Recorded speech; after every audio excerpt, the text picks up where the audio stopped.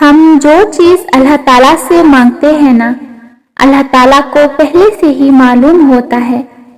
ہم جس چیز پہ تڑپتے ہیں نا، اللہ تعالیٰ پہلے سے ہی اس تڑپ سے واقف ہوتا ہے کہ ہم یہ مانگیں گے اللہ سے۔ اسے پہلے سے ہی پتہ ہوتا ہے کہ ہمارا دل کس چیز میں الجھ گیا ہے۔ تو سوال یہ ہے کہ جب اللہ پاک کو پہلے سے ہی معلوم ہوتا ہے تو وہ ہمیں کیوں نہیں عطا کرتا؟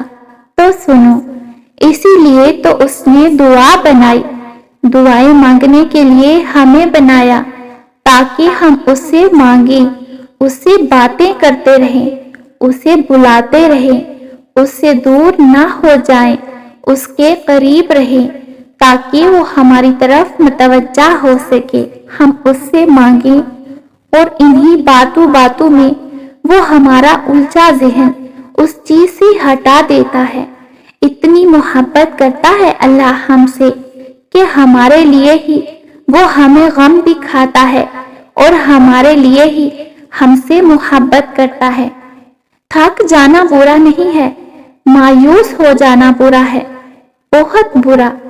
اور مایوس انسان بس تب ہوتا ہے جب اسے اللہ کی طاقتوں پہ، اس کی رحمتوں پر یقین نہیں رہتا، اور جب یہ بات بھول جاتا ہے کہ جس نے یہ حالات پیدا کیے وہ یہ حالات بدل بھی سکتا ہے۔ دیکھو، ہر چیز انسان کے بس میں نہیں ہوتی، بلکہ کوئی بھی چیز انسان کے بس میں نہیں ہوتی جب تک اللہ نہ چاہے۔ پھر اس سے مایوس کیوں ہونا جس کے حکم سے ایک پتا بھی نہیں ہل سکتا، جس کے ایک حکم پہ کائنات بنا دی گئی اور ایک ہی حکم پہ ختم کر دی جائے گی۔ مایوس تو وہ ہوتے ہیں جن کے پاس اللہ نہیں ہوتا۔